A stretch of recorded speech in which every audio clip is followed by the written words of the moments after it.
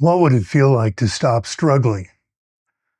To stop wrestling with yourself, your ideas, the crushing expectations to always do and achieve more? What would it feel like to finally exhale, to allow what's already within you to rise, unforced, unfiltered? What if creativity thrives not in effort, but in ease? I'm Mark Roach. Welcome to Transcendent, a platform I've crafted to explore the truths that live beneath the surface of our everyday lives. My own path to authenticity has been anything but straightforward. It's been shaped by experiences that range from profound to painfully humbling. What I've learned and what I hope to offer you today is this truth. Creativity doesn't come from trying harder. It comes from letting go of the need to control it. Society has sold us this story, hasn't it? That success, especially creative success, is born from hustle, from sleepless nights, and painstaking determination. Well, and while effort is important in some stages, it's not where creativity is born. Effort is the mind's way of trying to force the process. But as one of the mentors or mystics that I've studied, Ra-Uru Hu's insights in Rave Cosmology, particularly in volume 8, he tries to teach us that creativity doesn't just answer to force, it requires space.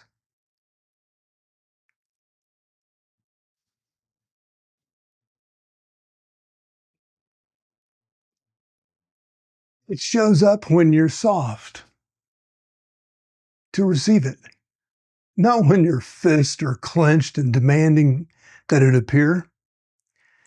Think of creativity like water. You can't compress it, push it, or capture it in your hand. The more you try to grasp it, the more it escapes your fingers. But when you simply allow it to be, when you hold space for it, it adapts, flows. It finds form naturally. It isn't just this kind of philosophy. It's your design as a human being. According to Rave Cosmology VIII, it explains how each of us is built to function as a unique instrument, perfectly attuned to its specific purpose and expression. But here's the catch.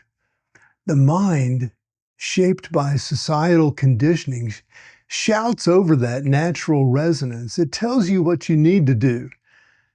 Be more in control and more of that.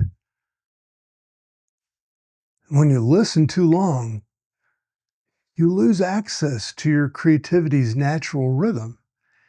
Have you noticed this in your own life? These moments when you push and strain only to find yourself more stuck, more frustrated. I've been there. Whether it's writing, creative videos like this, or simply trying to find the right words in a conversation that was important to me, I felt the weight of over effort. And what I've learned is this: fear often comes from effort. Fear that you're not enough. Fear that what you create won't measure up. Fear that being seen is going to make you feel judged. Or maybe you are actually being judged, but you're not used to dealing with it. Creativity isn't born of fear. It's born of trust. Trust is the antidote. Trust is your inspiration. Your process, your timing will arrive when you step back and allow it. This isn't just a feel-good idea. It's rooted in how our bodies and minds actually work. Neuroscience shows us that the best ideas often appear not during those intense focus moments, but in moments of rest. When we're walking, daydreaming, or even washing the dishes, your mind enters a more relaxed state, activating networks associated with insight and creativity. And this is what Rave Cosmology VIII describes as letting the form express itself. It's not about sitting back and doing nothing. It's about removing the blocks that you've placed in your own way. But letting go can feel unnatural at first. Our minds crave control, especially in a world where productivity is equated with worth. Surrendering to the process requires vulnerability.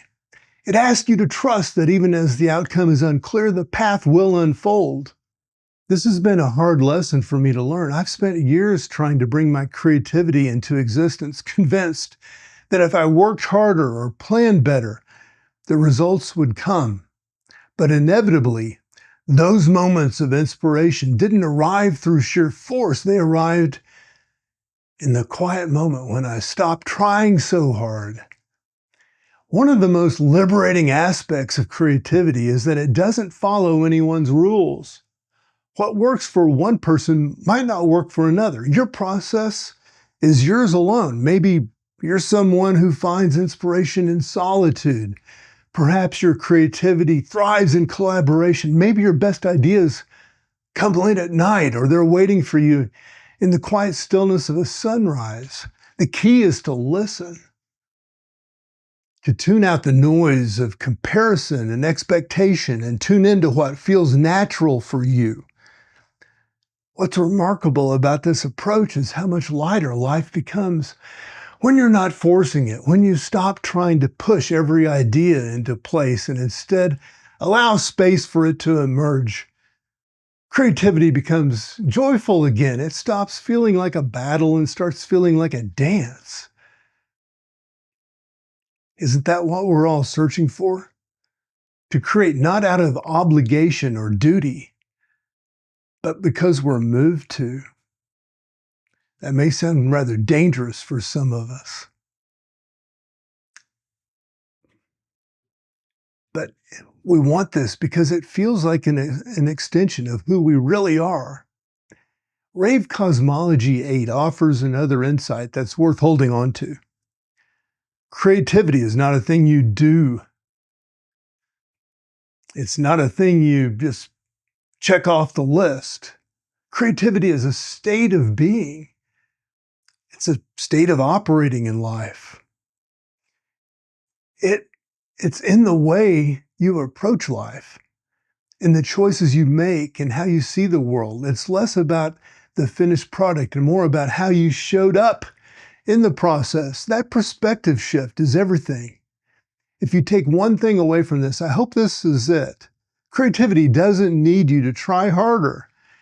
It needs you to listen more deeply, to trust that you're already enough and that your unique form of expression is enough. The masterpiece of your life, those masterpieces aren't waiting for you at the end of a finish line. They're here, right now, in the way you choose to engage with the world. What would it look like if you give yourself permission to stop trying so hard, to pause, breathe, and to trust that what you need will come when the time is right? Maybe that feels terrifying, or maybe it feels like freedom. Either way, it's worth exploring. I'm Mark Roach. This is Transcendent, wishing you all the best.